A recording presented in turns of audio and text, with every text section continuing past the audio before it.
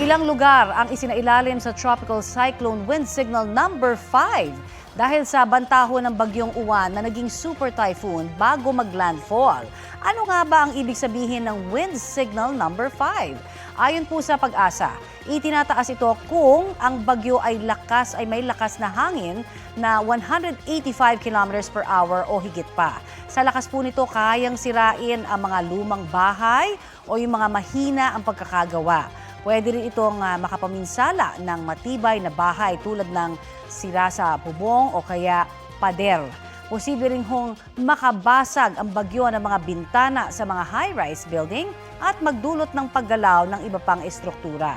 Malaki rin po ang banta sa buhay ng tao, mga hayop, maging sa mga halaman. Inaasahan din po ang pagkawala ng supply ng kuryente, tubig at signal ng cellphone at internet. Matitigil din ang serbisyo ng mga pampublikong transportasyon. Inilalabas ng Pag-asa ang signal number 5, 12 oras bago ang pananalasa ng bagyo para makapaghanda ang mga residente. Madalas na nararanasan ang pinakamalakas na hangin ng bagyo bago ang landfall o yung pagtama sa lupa ng mata ng bagyong galing sa dagat.